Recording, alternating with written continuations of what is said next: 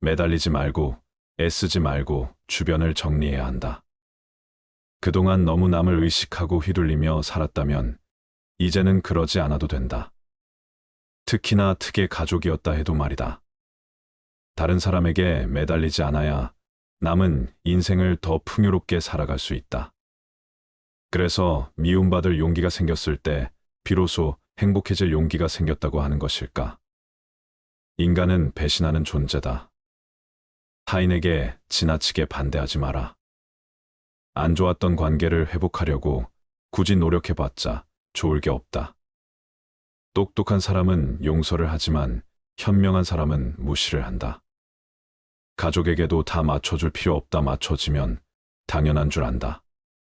사람은 혼자일 때야 비로소 온전한 자신이 된다. 내 상황이 힘들어지면 친했던 사람들도 다 주위를 떠나기 마련이다. 고독을 사랑하는 사람만이 진정한 자기 자신이 될 수 있는 법이다. 착하고 순수하게 사는 게 좋다고 상처받고 인간관계가 다 끊겨봐야 알겠는가?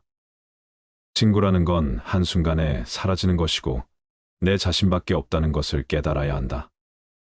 사람을 대할 때 처음에는 일부러 친절하고 계산 없이 대하는 것도 나쁘지 않다.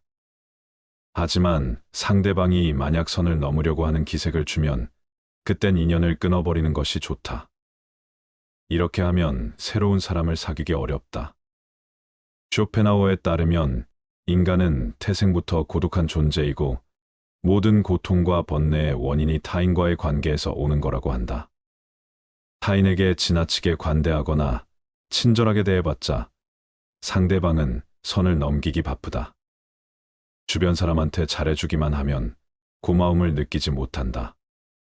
원래 친절한 사람이니 이 정도는 괜찮다고 생각하기 마련이다. 그리고 계속 호의를 요구하면서 호의가 권리가 된다. 타인을 도와주고 싶다면 도와줬을 때 고마워하는 사람만 도와줘라. 인간은 항상 위를 보고 살아가는 게 문제다.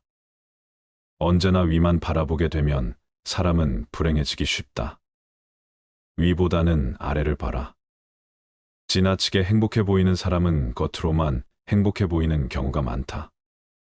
실제로는 불행을 숨기고 사는 사람이 더 많으니 의심해 봐야 한다. 이해관계가 달라지면 사람은 배신하고 가면을 쓰는 법이다. 그러면 어떻게 인간관계를 맺어야 할까? 쇼펜하우어는 친절함이 친절함으로 돌아오는 사람과 연을 이어나가라 이야기했다. 무조건적인 친절이 어리석다기보다는 고마움에 베풀고 보답할 줄 아는 사람과 가까이 해야 한다. 싸울 때는 중립을 지키는 게 좋다. 말도 가급적 아껴라. 세상은 넓은 반면 사람은 무섭다. 드러내지 말고 벙어리가 되는 편이 좋다. 나이 들어 돌이켜보면 착한 사람으로 인정받기 위해 노력하며 사는 게 큰 가치가 없다. 인간은 본래 이기적이고 남는 건 친구나 지인이 아니라 가족뿐이다. 사람은 무슨 일을 겪든지 자신에게 이득이 되지 않으면 멋대로 행동한다. 10년지기 친구라고 해서 다를 바 없다. 인간은 자기에게 이득이 되지 않으면 언제든 배신하는 존재다. 인간은 너그럽고 친절하게 대하기만 하면 버릇이 없어진다. 마치 어린아이와 비슷하다. 사람을 대할 때 친절하거나 관대하게 대하지 마라. 특히나 천박한 성격을 가지고 있는 사람을 조심해야 한다. 임박한 사람들은 자기와 본성이 다른 사람을 보면 시기 질투하고 끌어내리려 한다. 인간관계를 맺을 때는 적당히 유지할 정도만 잘해줘라. 가까운 관계가 아닌 이상 굳이 지나치게 친절할 필요가 없다. 관계를 적당하게 유지해야 한다. 필요하면 인연이 되는 것이고 인맥이란 건 있다가도 없는 것이다. 너무 과한 친절을 베풀지 않는 게 자신에게 좋다. 잘해주다 보면 타인은 크게 당연한 줄 알고 별일 아닌 일에도 화내고 실망하게 된다.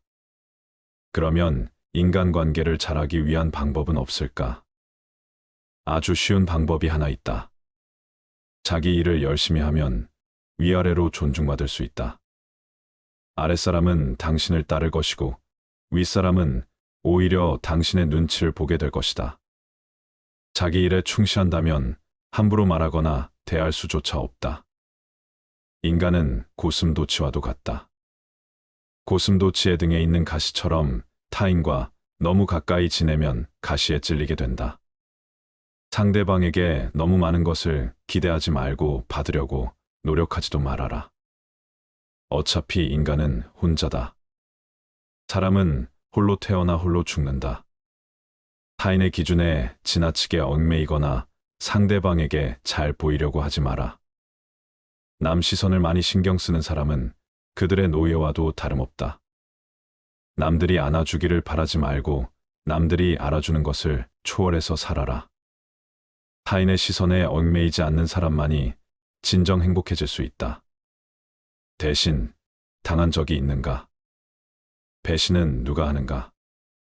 대부분은 나는 사람이 배신을 한다고 생각하지만 실상은 반대다. 가까운 사람이 배신을 하는 경우가 많다. 친한 사람들과 어울리다 보면 이 사람은 배신을 하지 않을 거라고 생각하게 된다. 하지만 배신이란 건 빨리 배신할 사람과 천천히 배신할 사람만 있을 뿐이다. 아무리 지내도 100% 신뢰하지 말고 오직 스스로를 지키기 위해 노력하라. 다른 사람의 행동이나 태도에 대해 날카롭게 비판하는 사람들도 있다. 그런 사람들은 대개 자신의 결점은 모르고 남의 행동만 비난하기 십상이다. 설령 그런 이들에게 비판받더라도 무여워하지 말고 실망하지도 않는 게 좋다. 남을 험담하고자 하는 건 사람의 본능이자 본성이다. 삶은 괴로움의 연속이다. 항상 기쁠 거라고만 기대하는가? 행복이란 건 짧고 스쳐 지나가는 순간에만 느낄 수 있는 것이다. 행복과 쾌락만 쫓아가다 보면 평생 행복이라는 걸 즐길 수가 없게 된다. 삶에는 고통과 불안함이 존재할 수밖에 없음을 받아들여라. 인생의 고난은 평생 동반될 수밖에 없는 것이다. 인간은 기본적으로 혼자 살아가고 혼자 고난을 이겨내고 혼자 죽어가는 존재다. 우리가 종종 혼자 있을 때 편안함을 느끼는 것도 바로 그런 이유에서다. 외로움과 고독의 차이를 아는가? 외로움은 혼자 있을 때의 고통을 나타내는 단어인 반면 고독은 혼자 있을 때의 순간이 인간에게 편안하다는 것을 나타내기 위한 단어다. 사람은 다른 사람의 시선을 신경 쓰며 타인처럼 살기 위해 인생의 4분의 3을 잃어버린다. 인간 이후의 사람과 어울리고자 하는 본성이 있는지 아는가? 바로 고독이 두려워서 다른 사람들과 어울리고 싶어 한다. 인간관계를 맺는 행위 자체가 즐거워서가 아니라 고독이 두려워서 사람을 사귄다. 나약한 사람들은 자신의 운명을 한탄하며 고독을 즐기는 법을 모르고 사람들만 사귀러 다닌다. 모든 인간은 고독 속에 태어난다. 그리고 고독 속에서 사교 활동을 하려고 하는 존재다. 그렇다면 고독이란 무엇인가? 고독은 인간이 자신의 자아를 발견하고 인생의 의미를 깨닫는 과정이라고 보면 된다. 이제 사람을 대할 때 왜 지나치게 관대하거나 친절할 필요가 없는지 알았까? 아무리 친해도 돈을 빌려줄 필요도 없다.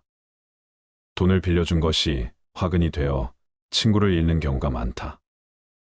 또 상대는 오히려 오만해진다. 10년지기 친구여도 가끔씩 무시하는 태도를 취하는 것도 도움이 된다. 그럼 인간관계를 맺을 때 어떤 자세를 취해야 할까? 상대방이 당신을 필요로 하지 않아도 잘 지낼 수 있도록 내면의 힘을 길러야 한다. 그리고 사람들을 존중하면서도 언행을 조심해라. 어차피 인간의 본성에는 착한 면과 이기적인 면이 동시에 존재한다. 그리고 사람들은 상황이 어려워지면 떠나기 마련이다. 아무리 가까운 사이라도 항상 주변 사람들이 떠날 수 있다는 것을 염두에 두어라. 또 친한 이들을 경계해라. 친한 이들에게 속거나 당하는 경우가 대부분이기 때문이다. 타인의 좋은 면만 보고 신뢰하는 것은 좋지 않다. 타인에 대한 기대치를 낮춰라. 인간은 본래 이기적이기에 그런 이기주의는 타인에 대한 존중심과 배려심을 낮춘다. 외로움을 받아들이고 타인에게 의존하지 마라. 이렇게 힘든 시기를 견뎌내는 것은 어려운 일이다. 하지만 이러한 시기를 통해 우리는 더욱 성장하고 더욱 강인해질 수 있다. 스스로의 강인함을 길러나가면서 우리는 더욱 자신감을 가지게 되고 어려운 상황에서도 극복할 수 있는 힘을 키우게 된다. 당신의 외로움과 공허함을 채울 수 있는 방법은 많다. 가족, 친구, 취미 등 다양한 것들이 있을 것이다. 또한 당신의 인생에서 가장 소중한 것은 무엇인가? 이러한 질문의 답을 생각해보며 당신의 인생에 대한 명확한 목표를 설정해 보는 것도 좋은 방법이 될 수 있다. 이를 통해 우리는 당신의 고통과 외로움을 극복할 수 있는 더 나은 방법들을 찾아낼 수 있게 된다. 강한 사람이란 고독과 외로움을 견뎌내는 사람이다. 그러나 우리는 단지 고독과 외로움을 견뎌내는 것만으로는 충분하지 않다. 더욱 중요한 것은 무엇인지 아는가? 우리는 고통과 고독의 의미를 알고 이를 극복하기 위해 노력하는 사람 되어야 한다. 이를 통해 우리는 더욱 강인하고 더욱 자신감을 가지게 되며 어려운 상황에서도 우리의 인내력과 근성을 발휘할 수 있게 된다. 인생이란 하나의 실험실과도 같다. 실험실에서 화학 연구가 이루어지듯 인간은 삶이라는 실험실에서 경험을 통해 배우고 성장한다. 언제나 나에게 없는 것만을 생각하고 이를 갈망하는 것은 인간의 본성 중 하나다. 그러나 이러한 태도가 인생을 더욱 비참하게 만든다. 인생을 즐기기 위해서는 현재의 삶을 즐기는 것이 무엇보다 중요하다. 미래에 대한 불확실성은 인간이 직면하는 가장 어려운 문제 중 하나이다. 인간이 가장 무서워하고 두려워하는 것이 한치 앞을 볼 수 없는 불확실성이기 때문이다. 고독과 외로움이라는 문제를 극복하기 위해서는 끊임없이 노력해라. 인간은 불행한 존재가 아니라 도전하는 존재다. 그리고 이러한 도전이 인간의 삶을 더욱 풍요롭게 만든다. 따라서 우리는 마지막 실성에 시달리는 것이 아니라 끊임없이 발전하고 도전하는 삶을 살아가야 한다. 절교한 친구와는 화해하지 않는 것이 좋다는 로마의 격언이 있다. 이는 인간의 성격과 개성이 태어날 때부터 결정되기 때문이다. 갖고 태어난 성격은 죽을 때까지 지니게 되며 내재적인 본능에 따라 행동을 하게 된다. 그러므로 한번 절교한 친구와 화해하게 된다면 같은 상황에서 같은 행동을 되풀이하게 될 가능성이 높다. 이를 방지하기 위해서는 배신자라고 비난하거나 때때는 그럴 줄 몰랐다고 말하는 것보다는 화해하지 않는 것이 옳다. 고독을 사랑하는 습관을 가져야 한다. 다른 사람들과 다르게 뛰어난 개성을 지닌 사람들은 그러한 성향 때문에 본질적으로 고독에 빠지기 쉽다. 그러나 그들이 가진 이러한 성향은 타고난 것이다. 나이가 들면서 오히려 그것이 자유롭고 편안한 기분을 갖게 된다. 이러한 고독의 습관을 더하여 자기 자신을 친구로 생각하는 습관까지 가진다면 그것이 제2의 천성이 되기도 한다. 더불어 고독한 시간을 보내는 것은 창의력을 높이는데 도움이 된다. 더 많은 시간을 혼자 보내면서 내면의 생각과 감정을 탐구하고 자신만의 독특한 아이디어를 발견할 수 있다. 고독은 자신의 생각을 깊이 있게 탐구할 수 있는 시간과 공간을 제공한다. 이러한 많은 고독한 시간을 가진다면 더 많은 창의적인 아이디어와 해결책을 발견할 수 있을 것이다. 또한 고독한 시간을 보내면서 자신의 감정을 더 잘 이해할 수 있으며 자신을 더 잘 알 수 있다. 따라서 고독을 사랑하는 습관을 가져야 한다. 더 많은 고독한 시간을 보내며 자신과 친구가 되어야 한다. 이러한 방식으로 고독은 자유롭고 창의적인 삶을 위한 좋은 도구가 될 수 있다. 당연히 젊은 시절에는 고독을 사랑하는 습관을 가질 수 있는 것이 쉽지 않다. 그러나 이제는 그런 마음이 아주 편안하고 간단한 것들이 될 수 있다는 것을 알아야 한다. 고독이라는 마음은 마치 물을 만난 물고기처럼 아주 자연스럽게 되는 것이다. 사실 자기 자신 속에 많은 것을 가진 사람은 타인에게 기대지 않는다. 내면의 자아가 텅 빈 사람일수록 외모에서 끊임없는 자극을 구하려 한다.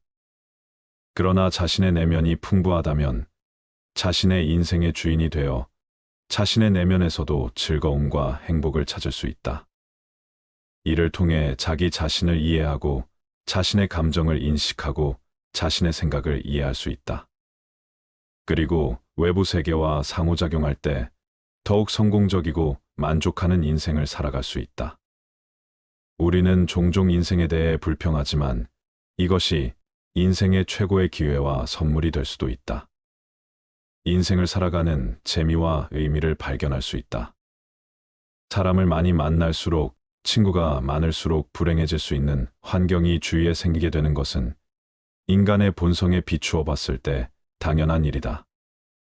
사람의 모든 불행은 혼자 있을 수 없는 것에서부터 생긴다. 세상엔 어디에나 모든 것에 파리떼같이 달려들어 아무 곳에나 들러붙는 수준 낮은 사람들이 있다.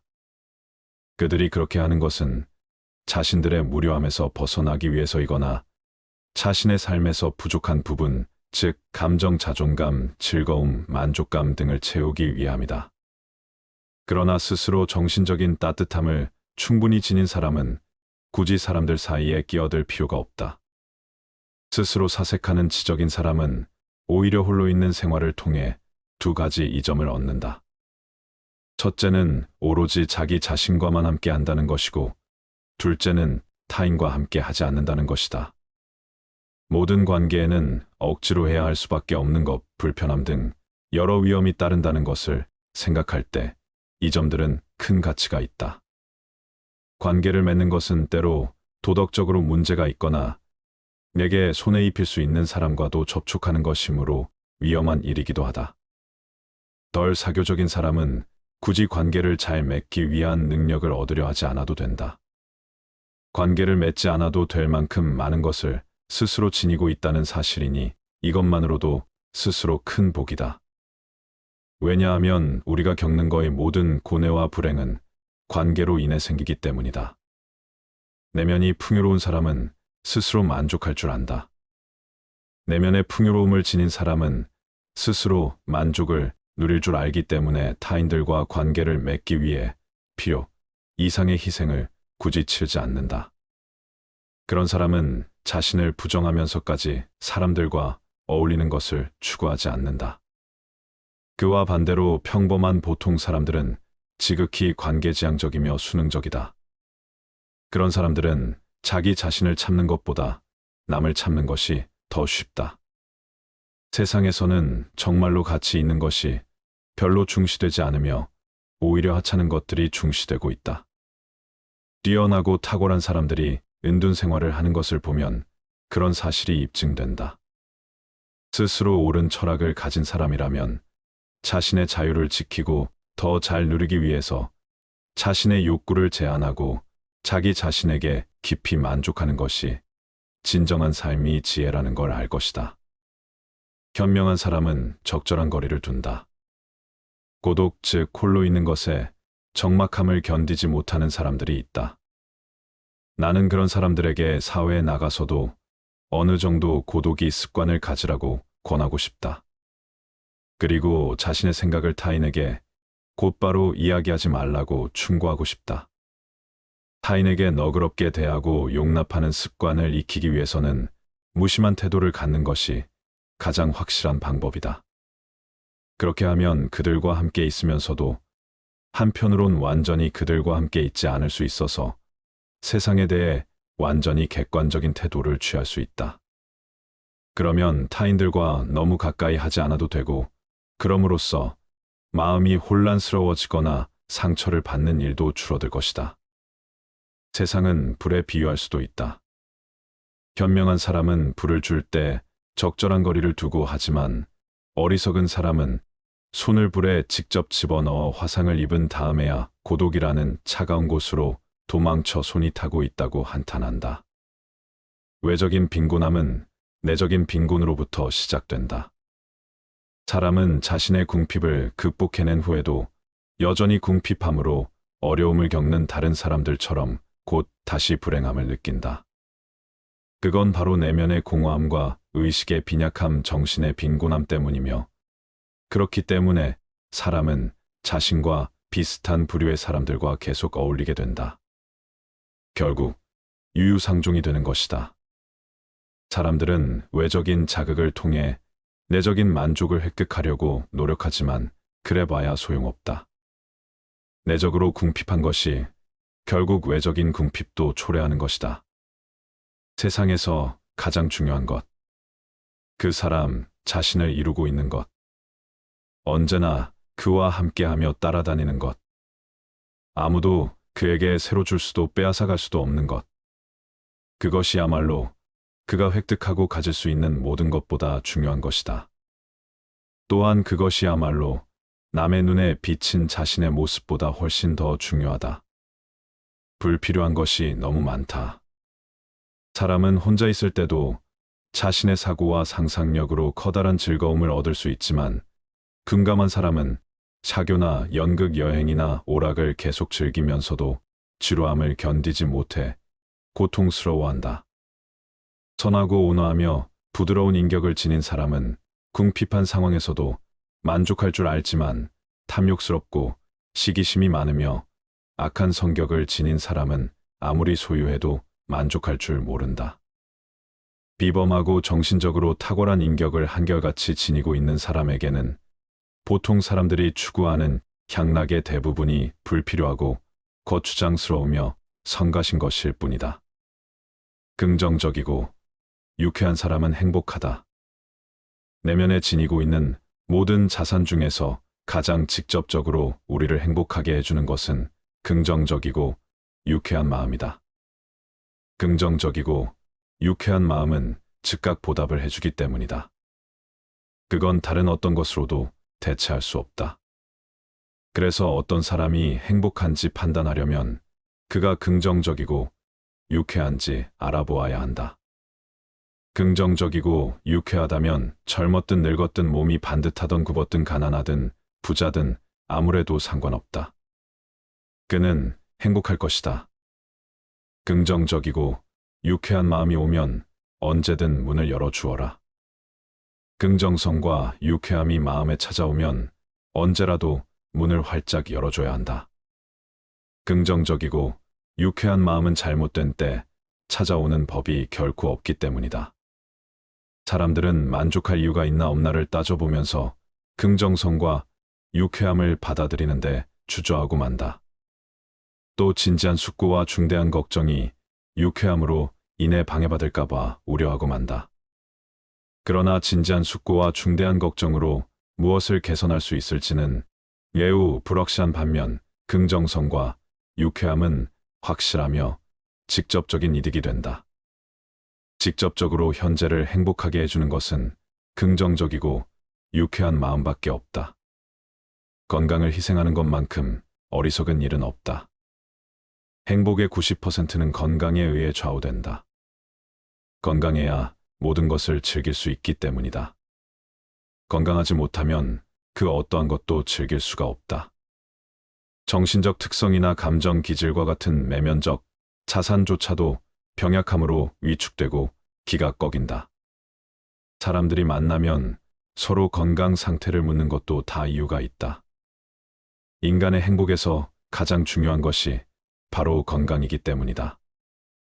생업이나 승진을 위해서든 학식이나 명예를 위해서든 무슨 일을 위해서든 건강을 희생하는 것만큼 어리석은 일은 없다. 건강이 있고 난 뒤에 다른 모든 것이 있는 것이다. 건강한 거지가 병든 왕보다 더 행복하다. 건강은 외적인 어떤 것보다 훨씬 중요하므로 건강한 거지가 병든 왕보다 더 행복하다고 할 수 있다. 완벽한 건강과 조화로운 신체에서 비롯되는 차분하고 낙천적인 기질, 올바름, 분별력, 온건한 의지, 그리고 정의로운 양심, 이런 것은 어떠한 지위나 물질로도 대신할 수 없는 최고의 장점이다. 아는 만큼만 볼 수 있다. 아무도 자신을 넘어서는 볼 수 없다. 누구나 자신의 정신 수준에 따라서만 타인을 파악하고 이해할 수 있다. 그런데 그 정신 수준이 매우 저급한 종류의 것이라면 어떤 현인도 그에게 영향을 미치지 못할 것이다. 그런 사람은 위대한 현인에게서 그 사람의 가장 부족한 것, 그가 지닌 모든 약점 기질과 성격의 결함밖에 감지하지 못해 그 사람을 그런 인물로 판단할 것이다. 장님에게는 색이 존재하지 않는 것처럼 자신에게는 그 사람이 지닌 좀 더 높은 정신적 재능이 존재하지 않는 것이다. 무릇 정신이란 그것을 갖지 않은 사람에게는 보이지 않는 법이다. 지식을 얻으려 할 뿐 통찰을 얻으려 하지 않는다. 나이를 불문하고 온갖 부류의 대학생들과 대학 교육을 받은 사람들은 대체로 지식을 얻으려 하지 통찰을 얻으려 하지 않는다. 그들은 온갖 암석이나 식물, 온갖 전쟁이나 실험, 그리고 온갖 책에 관한 모든 지식을 얻는 것을 명예로 삼는다. 그들은 그 지식이 통찰을 얻기 위한 수단일 뿐 그 자체로는 별로 가치가 없다는 생각은 하지 못한다. 많이 아는 치 않은 사람들의 엄청난 박식함을 볼 때마다 나는 이따금 이렇게 중얼거린다. 저렇게도 읽은 책이 많은데 생각은 그렇게도 하지 않다니 끝에 가서야 전체를 볼 수 있다. 나그네가 언덕에 다다라서야 비로소 자기가 걸어왔던 온갖 굽은 길들을 알 수 있게 되는 것처럼 우리도 인생의 생애 끝에 가서야 비로소 자신이 쌓은 업적과 결과의 참된 연관성, 그것들의 가치를 제대로 인식할 수 있다. 우리는 매 순간마다 지금 이 시점에 가장 옳고 적절하다고 생각되는 일을 선택하면서 행동하고 있을 뿐이다. 하지만 결과를 보아야만 일이 어떻게 진행되었는지 알 수 있고 전체적인 연관성을 되돌아보고서야 그것이 어떤 방법으로 일어났는지를 제대로 깨달을 수 있다. 나이에 따라 현재의 색조가 달라진다. 우리는 평생에 걸쳐 현재만을 소유할 수 있을 뿐이다. 그런데 같은 현재이면서도 다른 점은 젊은 시절에는 우리 눈앞에 긴 미래가 펼쳐져 있지만 인생의 마지막이 되면 긴 과거가 우리 뒤에 있다는 사실이다. 우리의 눈은 젊은 시절에는 펼쳐진 미래를 보는 눈이고 마지막 시절에는 걸어온 과거를 보는 눈이다. 우리의 성격은 변하지 않지만 기질은 변화를 겪으며 그때마다 우리 눈에 보이는 현재의 색조는 달라지게 된다. 나이가 들수록 경험과 숙고에 의한 올바른 통찰력은 커지고 판단력은 날카로워지며 모든 연관성이 명백히 파악된다. 그렇게 되면 축적된 인식으로 자신의 내적 도약에 힘쓰게 된다. 현재에 몰입하라. 인간과 비교해 볼 때 동물은 현재에 온전히 몰입한다는 점에서 어쩌면 더 현명한지도 모른다. 동물은 현재의 화신이다. 그래서 우리 인간은 평화로워 보이는 동물을 보면서 걱정으로 불안에 시달리며 만족을 얻지 못하는 자신을 부끄럽게 여기기도 한다. 그런데 희망하고 기대했던 즐거움을 우리가 아무런 대가 없이 얻는 것은 아니다. 말하자면 희망과 기대를 통해 미리 만족감을 누리기 때문에 실제로 즐거운 일이 와도 그만큼 맛을 덜 느끼는 것이다. 결국 희망이나 소망 자체가 우리에게 만족을 주는 정도가 훨씬 줄어들게 된다. 단 하루 단 한 번뿐인 오늘 현재 삶을 즐길 수 있으려면 무엇보다 먼저 마음에 안정감이 있어야 한다. 오늘이라는 날은 단 한 번뿐이고 두 번 다시 찾아오지 않는다는 사실도 알아야 한다. 그런데 우리는 오늘이라는 날이 내일 다시 찾아올 것으로 착각한다. 내일 역시 두 번 다시 찾아오지 않는 또 다른 하루일 뿐이다. 병에 걸렸을 때나 슬픔에 빠져 있을 때 우리는 고통과 후회가 없었던 과거의 시간을 한없이 부러워하며 마치 잃어버린 낙원이나 증가를 인정해주지 못했던 친구를 떠올리는 것처럼 아쉬워한다. 그렇다는 사실을 언제나 건강한 때에도 의식하고 산다면 현재를 좀 더 가치 있게 평가하고 즐길 수 있을 것이다.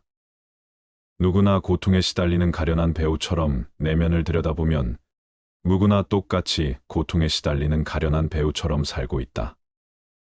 지위와 부의 차이에 따라 각기 다른 자신의 역할을 수행하지만 내적인 행복과 기쁨마저 그런 역할과 꼭 일치하는 것은 아니다. 한풀 벗겨보면 고통에 시달리는 똑같은 가련한 멍청이에 지나지 않는다. 사람에 따라 고통의 내용은 다를지라도 본질적으로는 모두에게 대체로 비슷하다. 물론 정도의 차이는 있지만 그렇다고 해서 신분과 부지위에 따라 큰 차이가 있는 것은 결코 아니다. 모든 일은 절반으로 나누어진 두 가지로 이루어져 있다. 모든 일은 주관적인 측면 반, 객관적인 측면 반으로 이루어져 있다.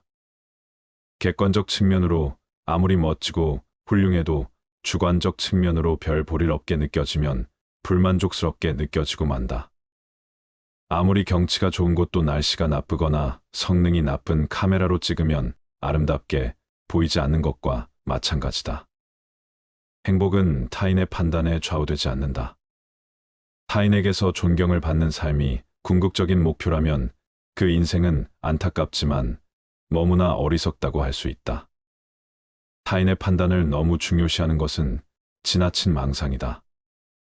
이러한 망상은 우리의 본성에도 뿌리박고 있지만 사회와 문명의 변화 속에서도 생겨났을 것이다. 그러한 망상은 우리의 행위 전체에 엄청난 영향을 미치고 우리의 행복에 해로운 영향을 미친다. 남들이 뭐라고 할 것인가의 노예가 되어 시종불안에 사로잡혀 살게 되기 때문이다. 행복은 자기 자신에게 만족하는 사람의 것. 자기 자신에게 만족하고 자기 자신이 전부여서 나는 모든 재산을 몸에 지니고 다닌다고 말할 수 있다면 그것이야말로 가장 확실하고 유일한 행복일 것이다. 따라서 행복이란 자기 자신에게 만족하는 사람의 것이다라는 아리스토텔레스의 말을 자주 되뇌일 필요가 있다. 왜냐하면 세상 속에서는 온갖 어려움과 경쟁 위험과 불쾌한 일들을 피할 수 없는데 그 속에서 조금이나마 안심하고 의지할 수 있는 것은 자기 자신밖에 없기 때문이다. 내 나이가 50이 넘었다면 이제는 인생관을 바꿔야 한다. 인생 전반전과는 다른 삶을 살아야 한다. 매달리지 말고 애쓰지 말고 주변을 정리해야 한다. 그동안 너무 남을 의식하고 휘둘리며 살았다면 이제는 그러지 않아도 된다. 특히나 특의 가족이었다 해도 말이다. 다른 사람에게 매달리지 않아야 남은 인생을 더 풍요롭게 살아갈 수 있다. 그래서 미움받을 용기가 생겼을 때 비로소 행복해질 용기가 생겼다고 하는 것일까? 인간은 배신하는 존재다. 타인에게 지나치게 반대하지 마라. 안 좋았던 관계를 회복하려고 굳이 노력해봤자 좋을 게 없다. 똑똑한 사람은 용서를 하지만 현명한 사람은 무시를 한다. 가족에게도 다 맞춰줄 필요 없다. 맞춰지면 당연한 줄 안다. 사람은 혼자일 때야 비로소 온전한 자신이 된다. 내 상황이 힘들어지면 친했던 사람들도 다 주위를 떠나기 마련이다. 고독을 사랑하는 사람만이 진정한 자기 자신이 될 수 있는 법이다. 착하고 순수하게 사는 게 좋다고 상처받고 인간관계가 다 끊겨봐야 알겠는가? 친구라는 건 한순간에 사라지는 것이고 내 자신밖에 없다는 것을 깨달아야 한다. 사람을 대할 때 처음에는 일부러 친절하고 계산 없이 대하는 것도 나쁘지 않다. 하지만 상대방이 만약 선을 넘으려고 하는 기색을 주면 그땐 인연을 끊어버리는 것이 좋다. 이렇게 하면 새로운 사람을 사귀기 어렵다. 쇼펜하우어에 따르면 인간은 태생부터 고독한 존재이고 모든 고통과 번뇌의 원인이 타인과의 관계에서 오는 거라고 한다. 타인에게 지나치게 관대하거나 친절하게 대해봤자 상대방은 선을 넘기기 바쁘다. 주변 사람한테 잘해주기만 하면 고마움을 느끼지 못한다. 원래 친절한 사람이니 이 정도는 괜찮다고 생각하기 마련이다. 그리고 계속 호의를 요구하면서 호의가 권리가 된다. 타인을 도와주고 싶다면 도와줬을 때 고마워하는 사람만 도와줘라. 인간은 항상 위를 보고 살아가는 게 문제다. 언제나 위만 바라보게 되면 사람은 불행해지기 쉽다. 위보다는 아래를 봐라. 지나치게 행복해 보이는 사람은 겉으로만 행복해 보이는 경우가 많다. 실제로는 불행을 숨기고 사는 사람이 더 많으니 의심해 봐야 한다. 이해관계가 달라지면 사람은 배신하고 가면을 쓰는 법이다. 그러면 어떻게 인간관계를 맺어야 할까? 쇼펜하우어는 친절함이 친절함으로 돌아오는 사람과 연을 이어나가라 이야기했다. 무조건적인 친절이 어리석다기보다는 고마움에 베풀고 보답할 줄 아는 사람과 가까이 해야 한다. 싸울 때는 중립을 지키는 게 좋다. 말도 가급적 아껴라. 세상은 넓은 반면 사람은 무섭다. 드러내지 말고 벙어리가 되는 편이 좋다. 나이 들어 돌이켜보면 착한 사람으로 인정받기 위해 노력하며 사는 게 큰 가치가 없다. 인간은 본래 이기적이고 남는 건 친구나 지인이 아니라 가족뿐이다. 사람은 무슨 일을 겪든지 자신에게 이득이 되지 않으면 멋대로 행동한다. 10년지기 친구라고 해서 다를 바 없다. 인간은 자기에게 이득이 되지 않으면 언제든 배신하는 존재다. 인간은 너그럽고 친절하게 대하기만 하면 버릇이 없어진다. 마치 어린아이와 비슷하다. 사람을 대할 때 친절하거나 관대하게 대하지 마라. 특히나 천박한 성격을 가지고 있는 사람을 조심해야 한다. 임박한 사람들은 자기와 본성이 다른 사람을 보면 시기 질투하고 끌어내리려 한다. 인간관계를 맺을 때는 적당히 유지할 정도만 잘해줘라. 가까운 관계가 아닌 이상 굳이 지나치게 친절할 필요가 없다. 관계를 적당하게 유지해야 한다. 필요하면 인연이 되는 것이고 인맥이란 건 있다가도 없는 것이다. 너무 과한 친절을 베풀지 않는 게 자신에게 좋다. 잘해주다 보면 타인은 크게 당연한 줄 알고 별일 아닌 일에도 화내고 실망하게 된다. 그러면 인간관계를 잘하기 위한 방법은 없을까? 아주 쉬운 방법이 하나 있다. 자기 일을 열심히 하면 위아래로 존중받을 수 있다. 아랫사람은 당신을 따를 것이고 윗사람은 오히려 당신의 눈치를 보게 될 것이다. 자기 일에 충실한다면 함부로 말하거나 대할 수조차 없다. 인간은 고슴도치와도 같다. 고슴도치의 등에 있는 가시처럼 타인과 너무 가까이 지내면 가시에 찔리게 된다. 상대방에게 너무 많은 것을 기대하지 말고 받으려고 노력하지도 말아라. 어차피 인간은 혼자다. 사람은 홀로 태어나 홀로 죽는다. 타인의 기준에 지나치게 얽매이거나 상대방에게 잘 보이려고 하지 마라. 남 시선을 많이 신경 쓰는 사람은 그들의 노예와도 다름없다. 남들이 안아주기를 바라지 말고 남들이 알아주는 것을 초월해서 살아라. 타인의 시선에 얽매이지 않는 사람만이 진정 행복해질 수 있다. 대신 당한 적이 있는가? 배신은 누가 하는가? 대부분은 나는 사람이 배신을 한다고 생각하지만 실상은 반대다. 가까운 사람이 배신을 하는 경우가 많다. 친한 사람들과 어울리다 보면 이 사람은 배신을 하지 않을 거라고 생각하게 된다. 하지만 배신이란 건 빨리 배신할 사람과 천천히 배신할 사람만 있을 뿐이다. 아무리 지내도 100% 신뢰하지 말고 오직 스스로를 지키기 위해 노력하라. 다른 사람의 행동이나 태도에 대해 날카롭게 비판하는 사람들도 있다. 그런 사람들은 대개 자신의 결점은 모르고 남의 행동만 비난하기 십상이다. 설령 그런 이들에게 비판받더라도 무여워하지 말고 실망하지도 않는 게 좋다. 남을 험담하고자 하는 건 사람의 본능이자 본성이다. 삶은 괴로움의 연속이다. 항상 기쁠 거라고만 기대하는가? 행복이란 건 짧고 스쳐 지나가는 순간에만 느낄 수 있는 것이다. 행복과 쾌락만 쫓아가다 보면 평생 행복이라는 걸 즐길 수가 없게 된다. 삶에는 고통과 불안함이 존재할 수밖에 없음을 받아들여라. 인생의 고난은 평생 동반될 수밖에 없는 것이다. 인간은 기본적으로 혼자 살아가고 혼자 고난을 이겨내고 혼자 죽어가는 존재다. 우리가 종종 혼자 있을 때 편안함을 느끼는 것도 바로 그런 이유에서다. 외로움과 고독의 차이를 아는가? 외로움은 혼자 있을 때의 고통을 나타내는 단어인 반면 고독은 혼자 있을 때의 순간이 인간에게 편안하다는 것을 나타내기 위한 단어다. 사람은 다른 사람의 시선을 신경 쓰며 타인처럼 살기 위해 인생의 4분의 3을 잃어버린다. 인간 이후의 사람과 어울리고자 하는 본성이 있는지 아는가? 바로 고독이 두려워서 다른 사람들과 어울리고 싶어 한다.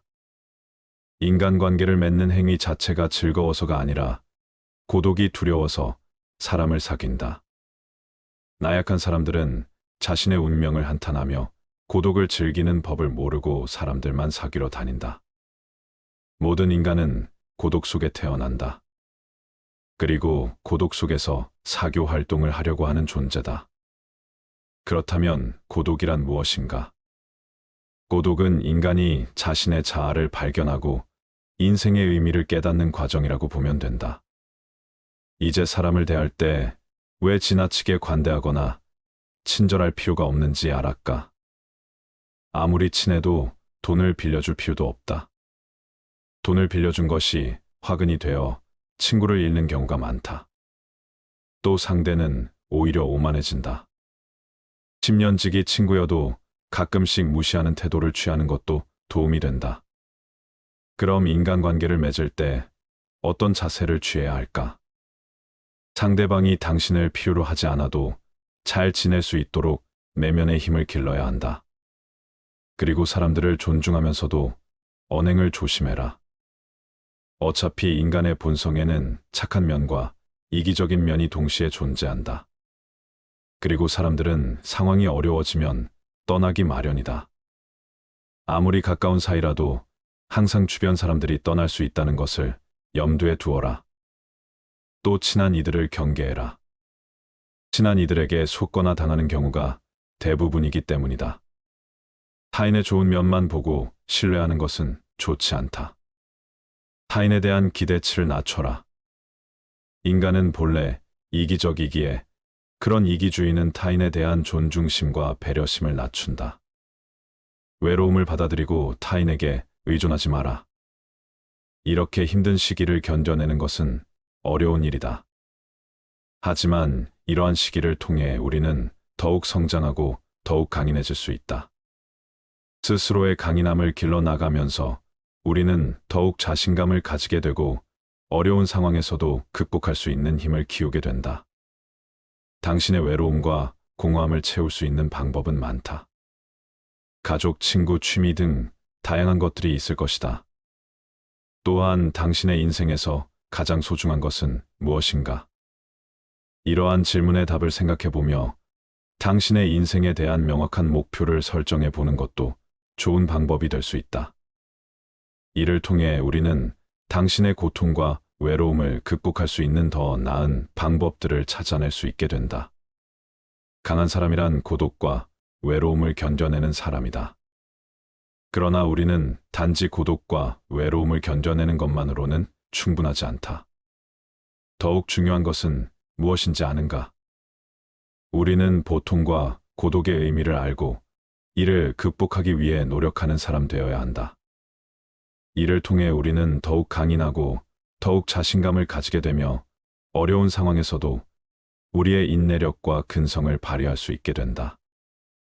인생이란 하나의 실험실과도 같다. 실험실에서 화학 연구가 이루어지듯 인간은 삶이라는 실험실에서 경험을 통해 배우고 성장한다. 언제나 나에게 없는 것만을 생각하고 이를 갈망하는 것은 인간의 본성 중 하나다. 그러나 이러한 태도가 인생을 더욱 비참하게 만든다. 인생을 즐기기 위해서는 현재의 삶을 즐기는 것이 무엇보다 중요하다. 미래에 대한 불확실성은 인간이 직면하는 가장 어려운 문제 중 하나이다. 인간이 가장 무서워하고 두려워하는 것이 한치 앞을 볼 수 없는 불확실성이기 때문이다. 고독과 외로움이라는 문제를 극복하기 위해서는 끊임없이 노력해라. 인간은 불행한 존재가 아니라 도전하는 존재다. 그리고 이러한 도전이 인간의 삶을 더욱 풍요롭게 만든다. 따라서 우리는 마지막 실성에 시달리는 것이 아니라 끊임없이 발전하고 도전하는 삶을 살아가야 한다. 절교한 친구와는 화해하지 않는 것이 좋다는 로마의 격언이 있다. 이는 인간의 성격과 개성이 태어날 때부터 결정되기 때문이다. 갖고 태어난 성격은 죽을 때까지 지니게 되며 내재적인 본능에 따라 행동을 하게 된다. 그러므로 한번 절교한 친구와 화해하게 된다면 같은 상황에서 같은 행동을 되풀이하게 될 가능성이 높다. 이를 방지하기 위해서는 배신자라고 비난하거나 때때는 그럴 줄 몰랐다고 말하는 것보다는 화해하지 않는 것이 옳다. 고독을 사랑하는 습관을 가져야 한다. 다른 사람들과 다르게 뛰어난 개성을 지닌 사람들은 그러한 성향 때문에 본질적으로 고독에 빠지기 쉽다. 그러나 그들이 가진 이러한 성향은 타고난 것이다. 나이가 들면서 오히려 그것이 자유롭고 편안한 기분을 갖게 된다. 이러한 고독의 습관을 더하여 자기 자신을 친구로 생각하는 습관까지 가진다면 그것이 제2의 천성이 되기도 한다. 더불어 고독한 시간을 보내는 것은 창의력을 높이는 데 도움이 된다. 더 많은 시간을 혼자 보내면서 내면의 생각과 감정을 탐구하고 자신만의 독특한 아이디어를 발견할 수 있다. 고독은 자신의 생각을 깊이 있게 탐구할 수 있는 시간과 공간을 제공한다. 이러한 많은 고독한 시간을 가진다면 더 많은 창의적인 아이디어와 해결책을 발견할 수 있을 것이다. 또한 고독한 시간을 보내면서 자신의 감정을 더 잘 이해할 수 있으며 자신을 더 잘 알 수 있다. 따라서 고독을 사랑하는 습관을 가져야 한다. 더 많은 고독한 시간을 보내며 자신과 친구가 되어야 한다. 이러한 방식으로 고독은 자유롭고 창의적인 삶을 위한 좋은 도구가 될 수 있다. 당연히 젊은 시절에는 고독을 사랑하는 습관을 가질 수 있는 것이 쉽지 않다. 그러나 이제는 그런 마음이 아주 편안하고 간단한 것들이 될 수 있다는 것을 알아야 한다. 고독이라는 마음은 마치 물을 만난 물고기처럼 아주 자연스럽게 되는 것이다. 사실 자기 자신 속에 많은 것을 가진 사람은 타인에게 기대지 않는다. 내면의 자아가 텅 빈 사람일수록 외모에서 끊임없는 자극을 구하려 한다. 그러나 자신의 내면이 풍부하다면 자신의 인생의 주인이 되어 자신의 내면에서도 즐거움과 행복을 찾을 수 있다. 이를 통해 자기 자신을 이해하고 자신의 감정을 인식하고 자신의 생각을 이해할 수 있다. 그리고 외부 세계와 상호작용할 때 더욱 성공적이고 만족하는 인생을 살아갈 수 있다. 우리는 종종 인생에 대해 불평하지만 이것이 인생의 최고의 기회와 선물이 될 수도 있다. 인생을 살아가는 재미와 의미를 발견할 수 있다. 사람을 많이 만날수록 친구가 많을수록 불행해질 수 있는 환경이 주위에 생기게 되는 것은 인간의 본성에 비추어 봤을 때 당연한 일이다. 사람의 모든 불행은 혼자 있을 수 없는 것에서부터 생긴다. 세상엔 어디에나 모든 것에 파리떼같이 달려들어 아무 곳에나 들러붙는 수준 낮은 사람들이 있다. 그들이 그렇게 하는 것은 자신들의 무료함에서 벗어나기 위해서이거나 자신의 삶에서 부족한 부분, 즉 감정, 자존감, 즐거움, 만족감 등을 채우기 위함이다.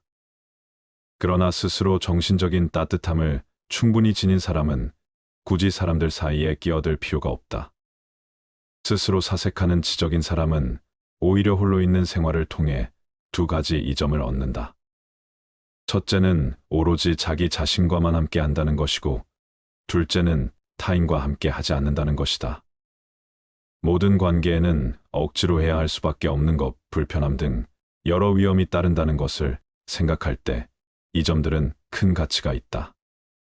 관계를 맺는 것은 때로 도덕적으로 문제가 있거나 내게 손해 입힐 수 있는 사람과도 접촉하는 것이므로 위험한 일이기도 하다. 덜 사교적인 사람은 굳이 관계를 잘 맺기 위한 능력을 얻으려 하지 않아도 된다. 관계를 맺지 않아도 될 만큼 많은 것을 스스로 지니고 있다는 사실이니 이것만으로도 스스로 큰 복이다. 왜냐하면 우리가 겪는 거의 모든 고뇌와 불행은 관계로 인해 생기기 때문이다. 내면이 풍요로운 사람은 스스로 만족할 줄 안다. 내면의 풍요로움을 지닌 사람은 스스로 만족을 누릴 줄 알기 때문에 타인들과 관계를 맺기 위해 필요 이상의 희생을 굳이 치르지 않는다. 그런 사람은 자신을 부정하면서까지 사람들과 어울리는 것을 추구하지 않는다. 그와 반대로 평범한 보통 사람들은 지극히 관계지향적이며 수능적이다. 그런 사람들은 자기 자신을 참는 것보다 남을 참는 것이 더 쉽다. 세상에서는 정말로 가치 있는 것이 별로 중시되지 않으며 오히려 하찮은 것들이 중시되고 있다. 뛰어나고 탁월한 사람들이 은둔 생활을 하는 것을 보면 그런 사실이 입증된다. 스스로 옳은 철학을 가진 사람이라면 자신의 자유를 지키고 더 잘 누리기 위해서 자신의 욕구를 제한하고 자기 자신에게 깊이 만족하는 것이 진정한 삶이 지혜라는 걸 알 것이다. 현명한 사람은 적절한 거리를 둔다. 고독, 즉 홀로 있는 것에 적막함을 견디지 못하는 사람들이 있다. 나는 그런 사람들에게 사회에 나가서도 어느 정도 고독이 습관을 가지라고 권하고 싶다. 그리고 자신의 생각을 타인에게 곧바로 이야기하지 말라고 충고하고 싶다. 타인에게 너그럽게 대하고 용납하는 습관을 익히기 위해서는 무심한 태도를 갖는 것이 가장 확실한 방법이다. 그렇게 하면 그들과 함께 있으면서도 한편으론 완전히 그들과 함께 있지 않을 수 있어서 세상에 대해 완전히 객관적인 태도를 취할 수 있다. 그러면 타인들과 너무 가까이 하지 않아도 되고, 그럼으로써 마음이 혼란스러워지거나 상처를 받는 일도 줄어들 것이다. 세상은 불에 비유할 수도 있다. 현명한 사람은 불을 줄 때 적절한 거리를 두고 하지만 어리석은 사람은 손을 불에 직접 집어넣어 화상을 입은 다음에야 고독이라는 차가운 곳으로 도망쳐 손이 타고 있다고 한탄한다. 외적인 빈곤함은 내적인 빈곤으로부터 시작된다. 사람은 자신의 궁핍을 극복해낸 후에도 여전히 궁핍함으로 어려움을 겪는 다른 사람들처럼 곧 다시 불행함을 느낀다. 그건 바로 내면의 공허함과 의식의 빈약함, 정신의 빈곤함 때문이며, 그렇기 때문에 사람은 자신과 비슷한 부류의 사람들과 계속 어울리게 된다. 결국 유유상종이 되는 것이다. 사람들은 외적인 자극을 통해 내적인 만족을 획득하려고 노력하지만 그래봐야 소용없다. 내적으로 궁핍한 것이 결국 외적인 궁핍도 초래하는 것이다. 세상에서 가장 중요한 것, 그 사람 자신을 이루고 있는 것, 언제나 그와 함께하며 따라다니는 것, 아무도 그에게 새로 줄 수도 빼앗아갈 수도 없는 것, 그것이야말로 그가 획득하고 가질 수 있는 모든 것보다 중요한 것이다. 또한 그것이야말로 남의 눈에 비친 자신의 모습보다 훨씬 더 중요하다. 불필요한 것이 너무 많다. 사람은 혼자 있을 때도 자신의 사고와 상상력으로 커다란 즐거움을 얻을 수 있지만, 금감한 사람은 사교나 연극 여행이나 오락을 계속 즐기면서도 지루함을 견디지 못해 고통스러워한다. 선하고 온화하며 부드러운 인격을 지닌 사람은 궁핍한 상황에서도 만족할 줄 알지만, 탐욕스럽고 시기심이 많으며 악한 성격을 지닌 사람은 아무리 소유해도 만족할 줄 모른다. 비범하고 정신적으로 탁월한 인격을 한결같이 지니고 있는 사람에게는 보통 사람들이 추구하는 향락의 대부분이 불필요하고 거추장스러우며 성가신 것일 뿐이다. 긍정적이고 유쾌한 사람은 행복하다.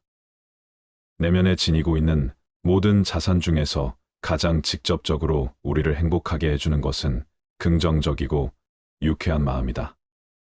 긍정적이고 유쾌한 마음은 즉각 보답을 해주기 때문이다. 그건 다른 어떤 것으로도 대체할 수 없다. 그래서 어떤 사람이 행복한지 판단하려면 그가 긍정적이고 유쾌한지 알아보아야 한다. 긍정적이고 유쾌하다면 젊었든 늙었든 몸이 반듯하던 굽었든 가난하든 부자든 아무래도 상관없다. 그는 행복할 것이다.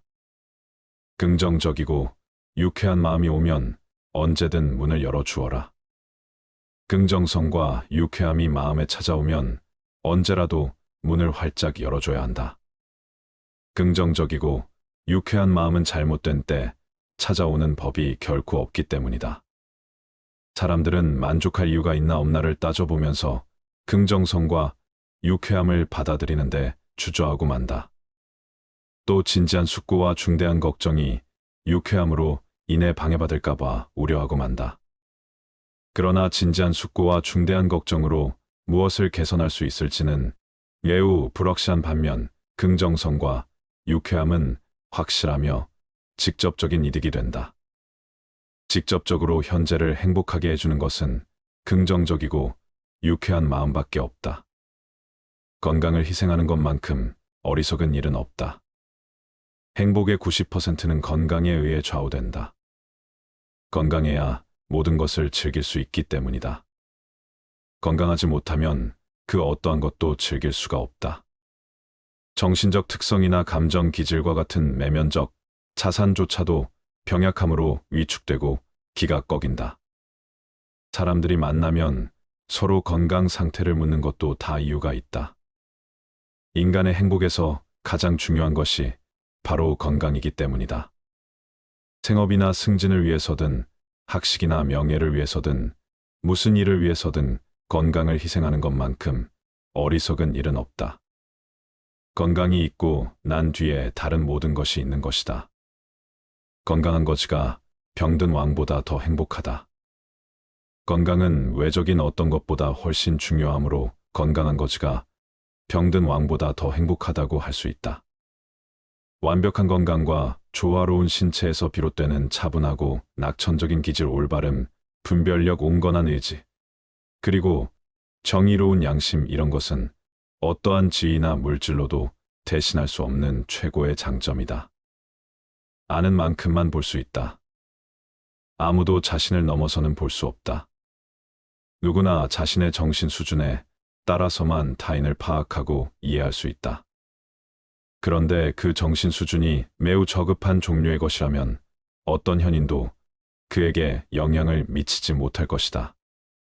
그런 사람은 위대한 현인에게서 그 사람의 가장 부족한 것, 그가 지닌 모든 약점 기질과 성격의 결함밖에 감지하지 못해 그 사람을 그런 인물로 판단할 것이다. 장님에게는 색이 존재하지 않는 것처럼 자신에게는 그 사람이 지닌 좀 더 높은 정신적 재능이 존재하지 않는 것이다. 무릇 정신이란 그것을 갖지 않은 사람에게는 보이지 않는 법이다. 지식을 얻으려 할 뿐 통찰을 얻으려 하지 않는다. 나이를 불문하고 온갖 부류의 대학생들과 대학 교육을 받은 사람들은 대체로 지식을 얻으려 하지 통찰을 얻으려 하지 않는다. 그들은 온갖 암석이나 식물, 온갖 전쟁이나 실험, 그리고 온갖 책에 관한 모든 지식을 얻는 것을 명예로 삼는다. 그들은 그 지식이 통찰을 얻기 위한 수단일 뿐 그 자체로는 별로 가치가 없다는 생각은 하지 못한다. 많이 아는 치 않은 사람들의 엄청난 박식함을 볼 때마다 나는 이따금 이렇게 중얼거린다. 저렇게도 읽은 책이 많은데 생각은 그렇게도 하지 않다니 끝에 가서야 전체를 볼 수 있다. 나그네가 언덕에 다다라서야 비로소 자기가 걸어왔던 온갖 굽은 길들을 알 수 있게 되는 것처럼 우리도 인생의 생애 끝에 가서야 비로소 자신이 쌓은 업적과 결과의 참된 연관성, 그것들의 가치를 제대로 인식할 수 있다. 우리는 매 순간마다 지금 이 시점에 가장 옳고 적절하다고 생각되는 일을 선택하면서 행동하고 있을 뿐이다. 하지만 결과를 보아야만 일이 어떻게 진행되었는지 알 수 있고 전체적인 연관성을 되돌아보고서야 그것이 어떤 방법으로 일어났는지를 제대로 깨달을 수 있다. 나이에 따라 현재의 색조가 달라진다. 우리는 평생에 걸쳐 현재만을 소유할 수 있을 뿐이다. 그런데 같은 현재이면서도 다른 점은 젊은 시절에는 우리 눈앞에 긴 미래가 펼쳐져 있지만 인생의 마지막이 되면 긴 과거가 우리 뒤에 있다는 사실이다.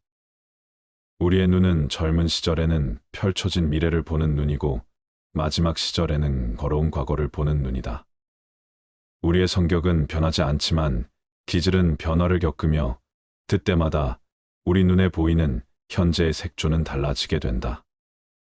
나이가 들수록 경험과 숙고에 의한 올바른 통찰력은 커지고 판단력은 날카로워지며 모든 연관성이 명백히 파악된다.